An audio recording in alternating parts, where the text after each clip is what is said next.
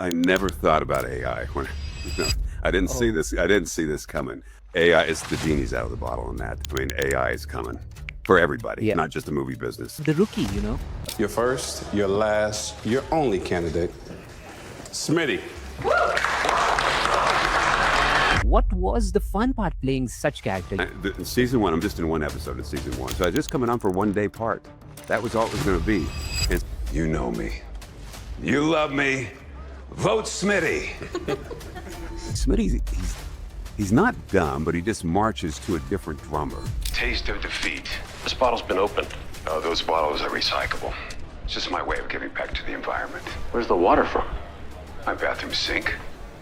Water's water. When I was a young actor, if I did 4 national commercials, even 3 a year, I could make a living. Now, most all the commercials are non-union. If you get a job, sometimes they'll pay you $1,000 buyout. So let's say you booked a commercial every 2 weeks, which is impossible, you'd never do it. But if you did, you would make $26,000 a year.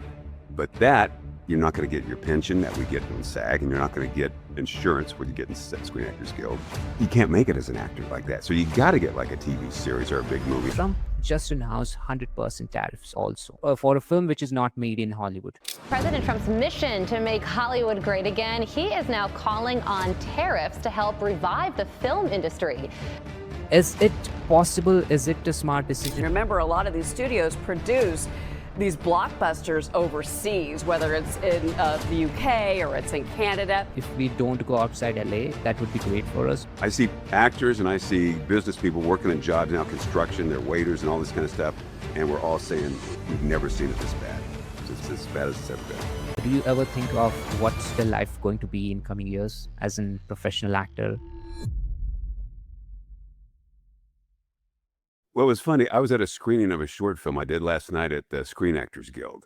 And so they had been, with the strikes and with COVID and all this kind of stuff, it's taken a long time for the business to get back to where it was. And so I was around a bunch of actors last night. We were all talking about it. It's good to work. But the Rookie shoots on the Paramount lot. And so, it's just not as busy. It's the same thing with Fox, Universal, Warner Brothers. There's just not the production going on right now. We're trying to get it back. We're trying to, but a lot of the productions are going out of state, going out of the country, where they find it cheaper. Right now, the Rookie shooting the first part of this episode, 801, first episode in season 8. They're in Prague right now. So Got it. Yeah. So let me introduce you first of all. So we missed that part. Okay. To everyone. So let's go on. So everyone, this is me, Ajay Tambe, the host and producer of the Stream Panther podcast, and today I have a very special guest. He is the most celebrated actor from the famous series, which is now on the top on Netflix. Prime, Hulu, it's available everywhere. He played the character Quigley Smitty, and that is the most celebrated character on the Rookie series. And I'm really glad to have him. His name is Brent Huff. He's joining us from LA. Welcome to the show. Thank you for having me. Okay, how's your life going on in 2025 now? Life is good. I did this short film, which is now doing the film festival circus. That's good. I was just there representing it last night. I've written my first book. It's taken me almost 2 years to write it. So I'm very proud and happy about that. It's called My Playbook for Life. And it's sort of a self-help book. But it's a little different from most self-help books because I use my acting experience. And we're all really actors, aren't we? So every time we open the door in our house, we're playing somebody. And so why not play people who are confident? Maybe, and I call it fake it, not until fake it till you make it, but fake it till you become it. And so it's a little spin on it, but it kept me busy, and it's really, I'm very proud of the book. So I've been doing that. All right. So let's talk on the part of the Rookie, Quigley Smitty. What was the fun part playing such character? You've been on all 7 seasons. It's in the top 10 on Netflix now, also in multiple countries. So tell me, what was the fun part playing such character? It's interesting, AJ. In season 1, I'm just in one episode in season 1. So I just coming on for one day part. That was all it was going to be.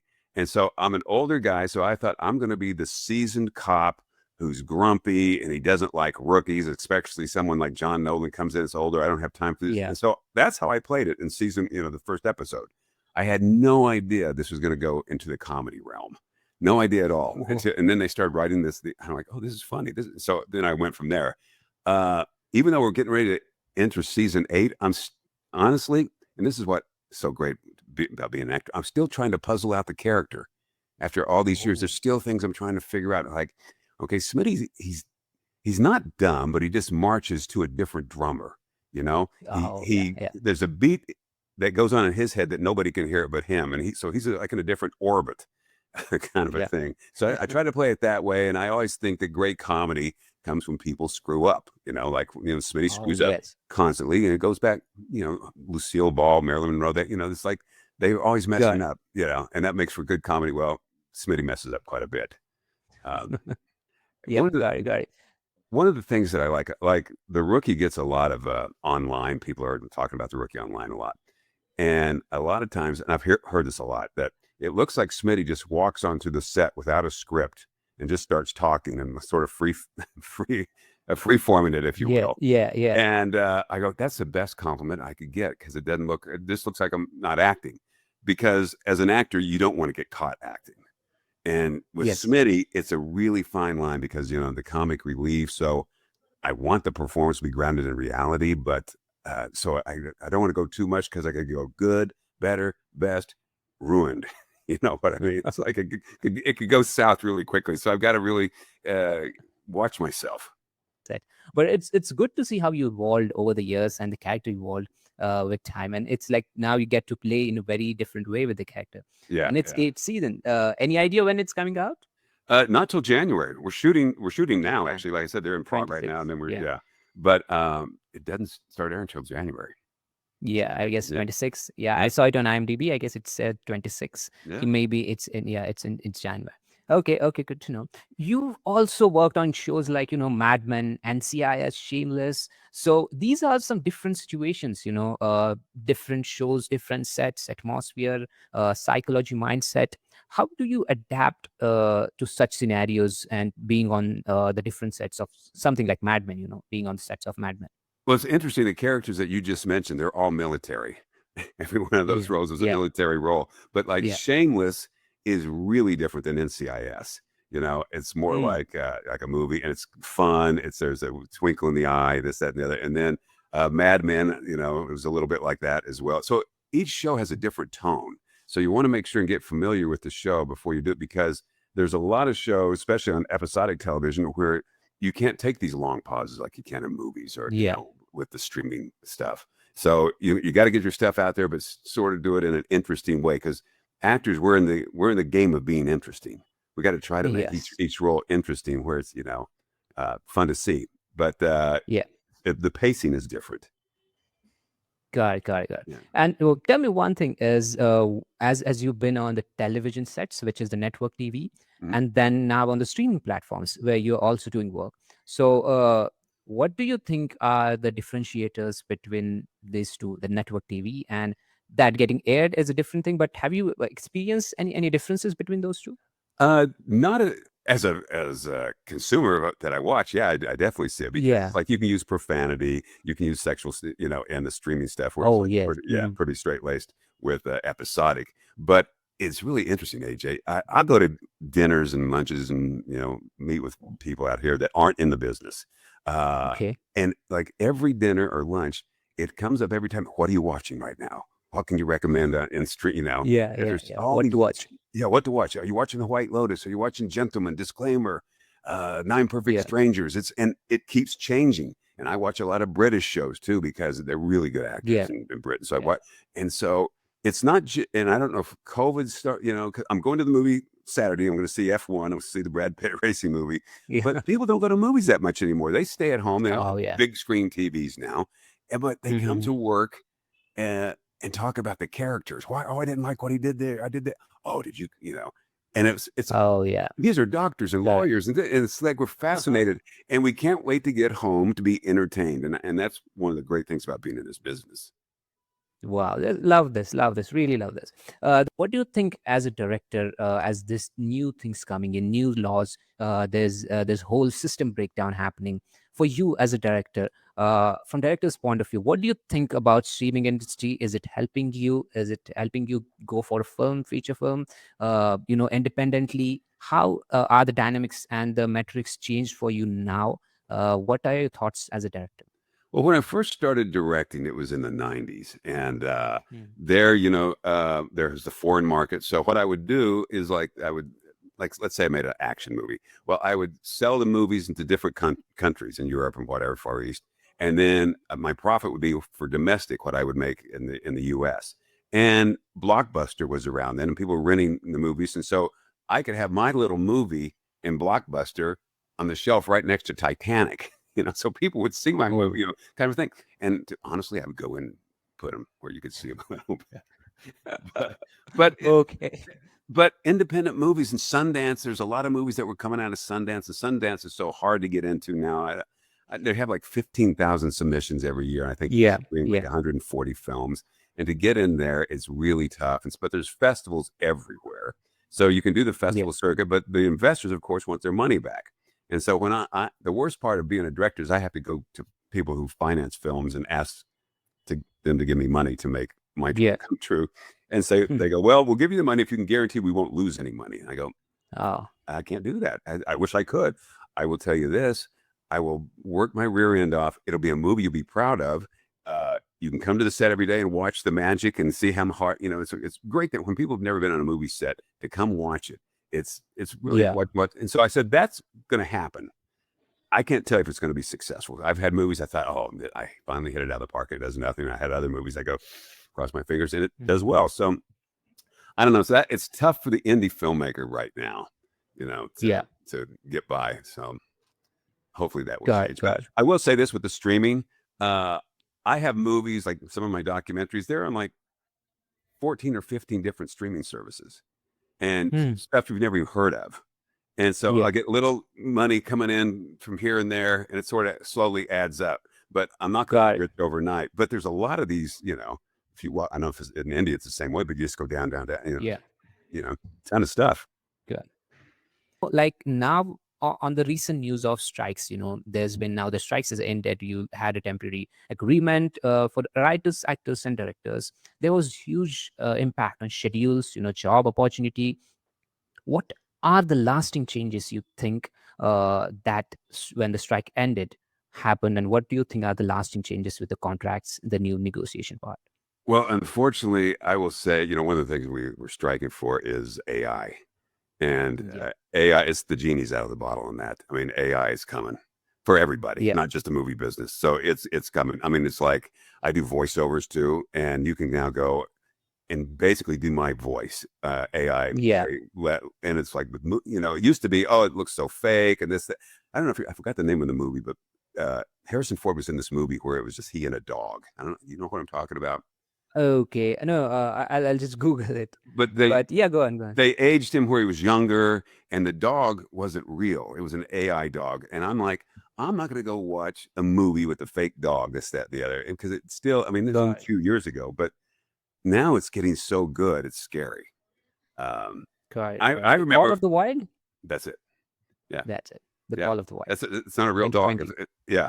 It's 5 years ago. So look what has changed in 5 years with technology. Yeah, it's. I remember I would beg when I first started directing movies. I would beg the producers, give me this one crane shot where I can go and then have to rent a crane where I could go up like 30 feet in the air.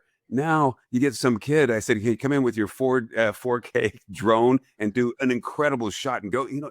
It's amazing. Yeah. It's. I don't know. Did you ever see the movie Tangerine?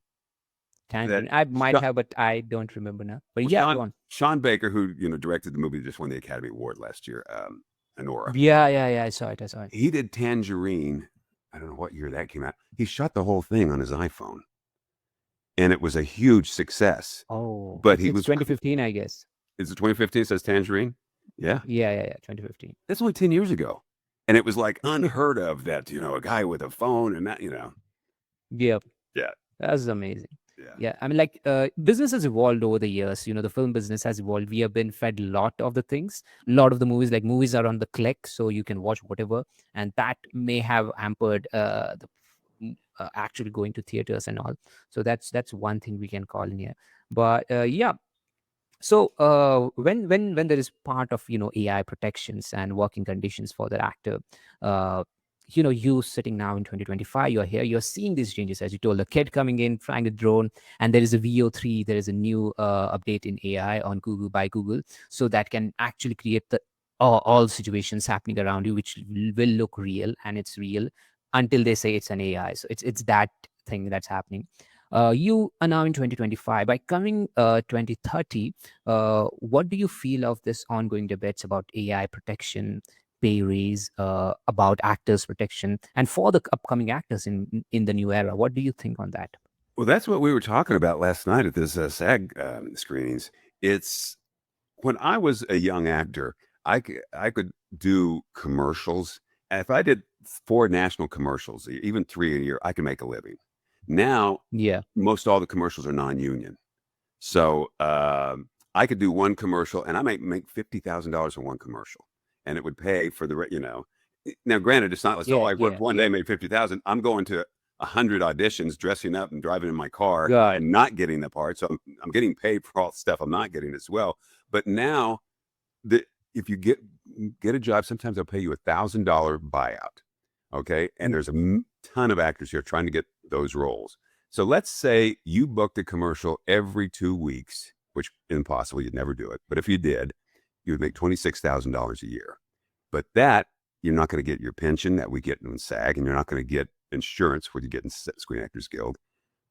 You can't make it as an actor like that. So you got to get like a TV series or a big movie, have a big career. Before, I have all these actor friends. We were all doing okay. None of us were famous, or but we were out there busting it, and but we were getting by. Now I don't know how these young kids are doing it, to be honest. Got it. Yeah, and then you throw AI in there, it's like they were doing like with extras. They're going to start doing with the rookie. We've got a ton of extras there, and these are real extras. These aren't AI. So they're there, and you have to feed them, and and they add so much to the show. But they're trying to clone, extras. Yeah, I know they do in the big, huge crowd scenes, but I'm talking about these smaller scenes. You can get like somebody walking in the background really easily now. That's not a real person. It's yep.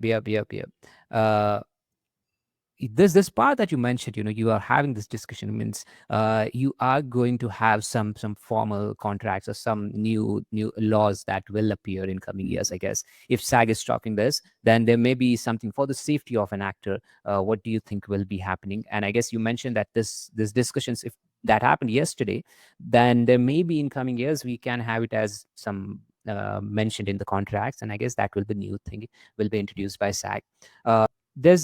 If I put you now in the decision maker position for the industry, okay, just imagine you are in the decision making position of the industry.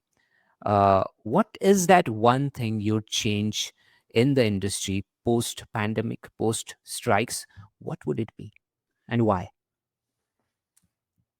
Well, it's the have and have nots in this business. And, everybody would love to be big stars, but a lot of these big stars are getting like $20 million a film. And then the trickle down effect, like, the smaller, they're just getting by. And I would try to level that out. And it's a lot of the studio heads are getting these exorbitant salaries that, they work hard. I'm saying not, but it's too much kind of a thing. Yeah. It's like, So that's one thing I would do. That's one thing. I don't know what to do. We're getting a lot of runaway production, right? And in California, they've just raised it up to $750 million that they're going to put in incentives now to try to get people to stay in Hollywood. But there's like Atlanta, Ireland, the country of Ireland, and they're making better deals. And you go there. Rob Lowe was just on a podcast where he said that he just did a show, and I think he did a show or somebody did a show in Ireland, and it cost him less to fly all the crew, put them up in hotels and stuff in Ireland to go shoot across the street at 20th Century Fox.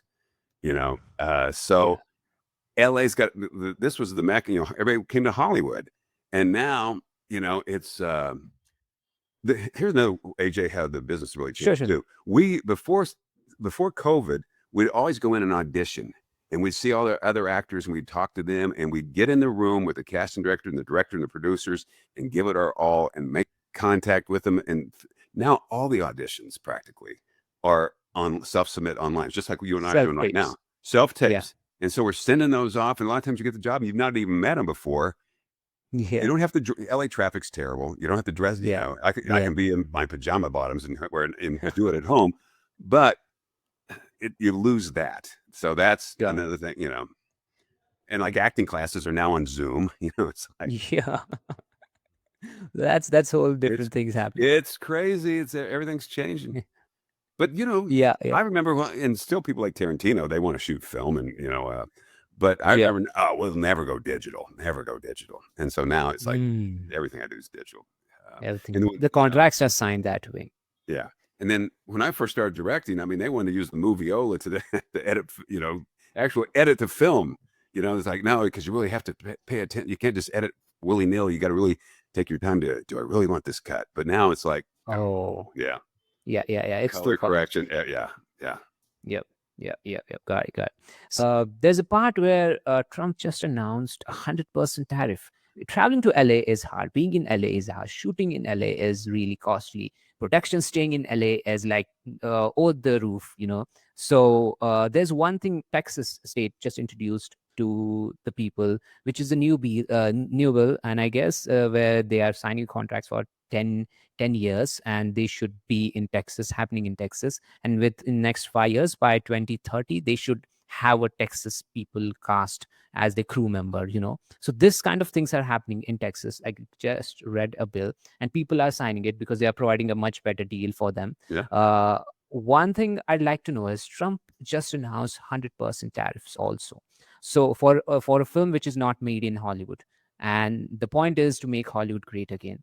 What do you think as a director also and as an actor also? Is it possible to make things in LA and not go elsewhere just because we have to do that and the president just announced it? Is it possible? Is it a smart decision, or what kind of thing that you think, like, if we don't go outside LA, that would be great for us? What do you think? Well, I've directed a movie in Russia. I've directed a movie in Serbia. I've directed movies in foreign countries. And let's say I wanted to shoot in a church. Okay. So here in LA, because we do so much filming, they're going to charge me maybe $20,000 to shoot one day in this church. I can go to Russia and shoot at these cathedrals for like $200 because they go, oh, a Hollywood movie. It's the same in Kansas City. I shot a movie in Kansas City, back where I'm from. And we had this mansion that we shot at for like 12 days, and they let us basically do it for free. I mean, and it's like, and then all the people back there, because they're not used to the movie business, they want to be in the movie and they bring their friends, and, you know, Yeah. and it was just so much easier. And I was able to I brought my key crew out to Kansas City and to Russia, but you can get a lot of local hire there that's really good.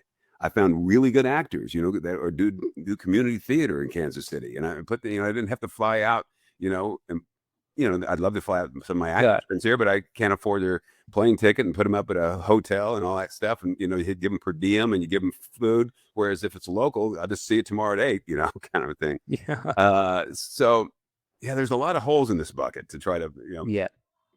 but it's really kind of sad. They're just they're trying to sell another studio out here. What's it called? Occidental Studio, which was a little studio Yeah. here, and it's going under. Yeah, it's sad. It's I see actors and I see business people working in jobs now, construction, they're waiters and all this kind of stuff, and we're all saying we've never seen it this bad since I've been in business. It's as bad as it's ever been. But then you watch. There's a million shows on television on streaming. I'm like, who's doing? Yeah. Yeah. I mean, like that this is something that we have to accept it. Like, the things are changing because the consumers are changing. You know, it always depends on the consumers who are our real listeners, watchers, viewers, who are going to buy stuff from us, and how their life has changed by these big tech companies, by Amazon, by everything, you know, Netflix and all. So how are they changing the consumers is something that's really going to change our work style. What do we do? How much we get, how much we are getting paid? So I guess these are the things that's really got hampered 4-5 days back, 4-5 years back, and I guess that's what we are seeing. So I guess, yeah, I was talking about that 150 million annually across the next decade. Texas is slated to give productions 150 million annually across the next decade, and that's the thing, I guess. But there are a few things, like they have to have Texas based people, you know, with time over 5 years. So that's one thing that's announced. Well, a So lot yeah, of people are people are, moving to Texas. yeah, I have friends moving out of LA almost every day now. They're going to Texas, they're going to Nashville, they're going to Florida. They're getting out of California because it's just so much cheaper. There's no yeah, state income tax in Texas. yes. So Mm, so New it's a Mexico, a lot of people go to New Mexico. Nevada, Mark Wahlberg's trying to build a big studio there because there's no state income tax there. yeah. Uh, So tax and incentives are really important, like the tax credits, incentives. That's a huge part of this business, to survive and to, uh, basically, as a filmmaker who's trying to make it and not risking too much. I guess they have to fit in those parts, even the studios also, because they have to get their tax credits done, and they have to fit in the bill so they can not risk too much of their life and the money at the same point. One thing I'd like to know, you've been into meetings, and I kept on hearing 2-3 times. I'd like to know what's going on in SAG. What's going on in SAG? What are these guys thinking on coming years, and what are the major topic of discussions they have? well, last night, one of the major topics of discussion, all these films, there's 5 films in all last night. I was in one of them. Okay. All 5 of these signed a waiver where we could shoot it during the strike. But we had a special waiver, paid the SAG dues and all that kind of stuff, and we were able to do that. So I don't know, like with the feature films, why they could make something happen, sort of like they did with the shorts. But um, I know SAG's trying to protect the actor because the actors we're in a Yeah. vulnerable position right now, and it's like I think only 5% of Screen Actors Guild members make over $5,000 a year. I mean, it's crazy to think that, and then Yeah. it's it's like if you find a girlfriend or boyfriend and you're in Kansas and you go, oh my, I'm marrying this guy and he wants to be an actor, and your parents are like, oh no, please don't do that, kind of a thing. But we Yeah. have Yeah. this dream inside of us that we're going to beat the odds. Mm, There's a road of a lot of no's, but we're going to take that road anyway. yeah. Uh, Got it. yeah, I guess you raised a very different and valid point here. If someone is going to marry and then they know that he's an actor, they're going to think twice, or maybe having some side businesses where the cash flow is good, or if yeah. you're earning, yeah. Just you cannot just depend on the way, because I guess the maybe what I think is maybe then streaming guys who are the Netflix said. Hulu, Disney owns Hulu now. So like these are the things these guys have to decide the future for actors too now, if Yeah. that's the case, because their life also depends on the films and movies, and if the actors are not in good shape, they can't shoot it. So I guess these are the two things, maybe something someone should take care of it. What do you think personally? This is the last point of the discussion. And then we are going to have a rapid fire and we are going to close it. Just curious on you as an actor who goes up, gets up, go to the job, see these things happening over the 4-5 years. A lot of things have changed. The model has disturbed. Mm. Now you are in a state of you are in a stage where really different, not in that era of the Hollywood, but it's a very different era in the film industry. When you sit on the couch, when you're quiet and you've been on such discussions and come out home, uh, do you ever think of the future? Do you ever think of what's the life going to be in coming years as a professional actor, director? I never thought about AI when I didn't see Oh, this. I didn't see this coming. I thought, it's like it's all about the story. I mean, it's like when I talk about when we go to these parties or dinner and we talk about this show and story and grabs us, and it can move you. Like yeah, when I write and direct a movie and I'm in the theater and I can see the audience laugh or cry or get scared, and it was something that came out of my head that let them do yeah. this. That That is, action. that's amazing. So I don't want our industry to lose that. And if it just Got like a lot of these, superhero movies, it's so fake to me. It's just, and I'm not a 14-year-old kid, but it's like, but I want stories that move you or make you laugh, yeah, kind of a thing. And if we can just stick to, to that, I mean, it's important. Like stories getting lost, and it's like with the writers out there, they got to be going crazy. But AJ, it's tough out here. I'll tell you that. You go to. so yeah, I'm from Missouri. I'm from a small town in okay, Missouri. So if I go back to okay, Missouri, and somebody says, "Oh, what do you do for a living?" And I go, "Well, I'm an actor," and they look at me like I've got 3 eyes. Like, An actor? Yeah. Out here in LA, everybody's an actor or a writer. And you go to Starbucks or any coffee shop, and everybody's on their laptop. They're all writing their opus screenplays. They're all going to, and it's just, they're all, they can't be talked out of this. And we're just dreamers. And, it's like, that's what makes it fun and scary at the same time. Yeah. Being an actor and a director, it's not a secure life, but it's an adventurous life. Oh, yeah, it's an adventurous life, and Yeah. we'll stick to that point. Now we're going to have a rapid fire with you, okay? Okay. So let's go. Actor's chair, or director's monitor? Oh, director's monitor. Got it. The Rookie or the West Wing? Yeah, go on. Oh, was I going to tell you why I do the monitor?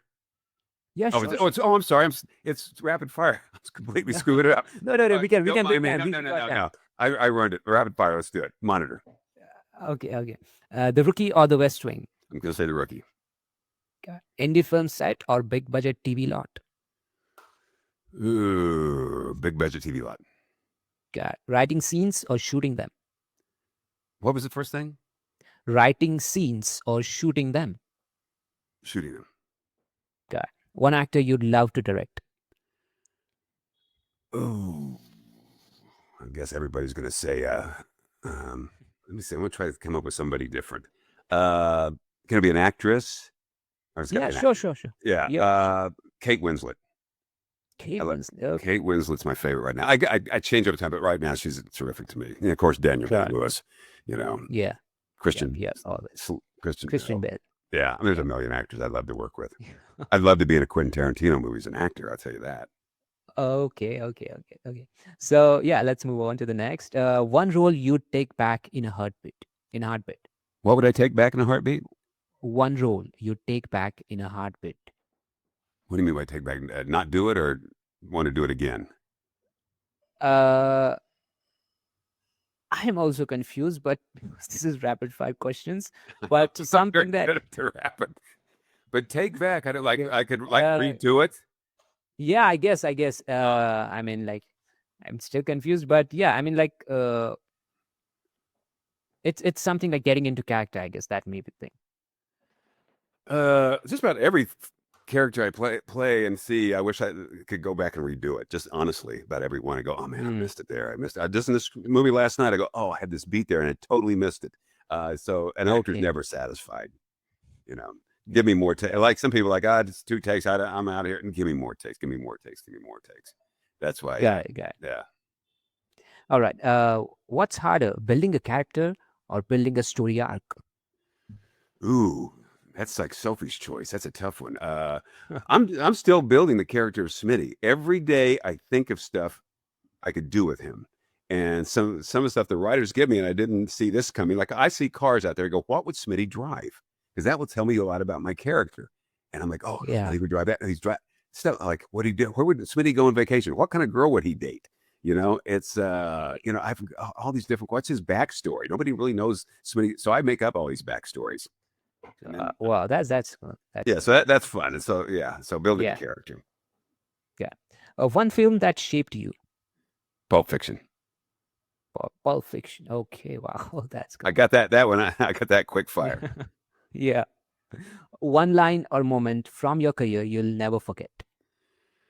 Oh, I was in this really not very good movie called Glass Trap, and I was attacked by this giant ant. And I go, I hate insects. And it was such a stupid line. Yeah, that was the one. Yeah, that was a bad line. Well, okay. Oh, yeah, last one. Okay. So, legacy in TV, film, or directing. What's the closest to your heart? AJ, I'm being honest. It changes. It changed. Right now, it's acting. Yeah, I get Right it. now, it's acting. But when I first Mhm. started directing, all of a sudden, I started looking at film and TV as a director's point of view. Like I look at the composition of the shot and this and that, and I was thinking more directing. And now, I didn't think I was really going to start acting again until I did Shameless, because I was focusing everything on directing. And then the Shameless thing came up, and I got to William H. Macy directed the episode I was in, and I'm like, oh, I kind of missed this because it's a lot. All right. I was going to say it's easier to act, but when you're a director, there's 500 questions you get asked every single day. You can't say, Okay, Brent, do you like the glasses that I'm wearing, or do you like the glasses that AJ's wearing? What do you want the character to wear? I go, well, they look. No, I got to know. I want AJ's Yeah. glasses. Well, why do you want AJ's glasses? Because, and I can't just say I don't care. I've got to go because I think this wider. It looks better on his face. It makes him look more intense. Yeah. They want those because the prop person that brought those glasses. It's really important to them. I don't want to blow that off. Yeah. It's like, Got and it. the actors Yeah. come up to me. What do I do here? And the lighting, the gaffers are they're asking me a million questions. I lose about 15 to 20 pounds every time I direct a film. Oh. Yeah, it's a lot of responsibility. We're handling 10, 15, 50 people, 100 people on a day basis. So it's a lot of losing. And I guess acting is more about getting into, figuring out, and you're kind of safe on the side. You don't have to control the rest of the things happening around you. Maybe that is something that helps you out. I guess, yeah. But I guess both of the things are interesting, writing, directing, and acting also always. So yeah, that was a rapid fire. Let's jump on to the part one. First question. Let's go back. Let's see what you want to say. This is the last question. The actor's chair or director's monitor? Why? Director's monitor, because right now the camera is moving so much. Like I said, I love Quentin Tarantino, and I know because I directed David Carradine, I directed Michael Madsen, and they both told me that Tarantino's right here by the camera, all that kind of, and I'd love, as being an actor, I want to be right there with him. But right now I have I really move the dolly around so much, and so it's distracting to me that I have to go with like this, even though I've got a monitor here.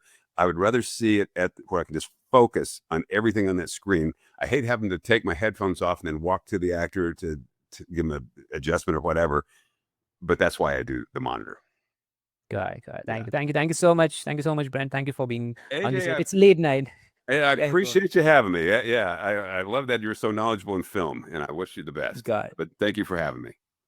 Thank you so much to everyone. This was Brent Huff, and you can catch him in The Rookie, which is now in your nearest OTT platforms, which is the Netflix, Hulu, Prime. You can just go on, and which is on Netflix top 1, 2, 3, I guess now, and is in all of the seasons. And the new season of The Rookie, season 8, is coming in 26. So you can catch him there also in season 8 of The Rookie. So thank you, Brent. Thank you for your time. It's late night, and it's really like you've been part of industry for a very long time, I guess 20 plus 25 plus years. That experience and the thing that you say and the way that you told me is really valuable for the audience also, and I really appreciate it. Thank you so much. Thank you. Okay, have a good night.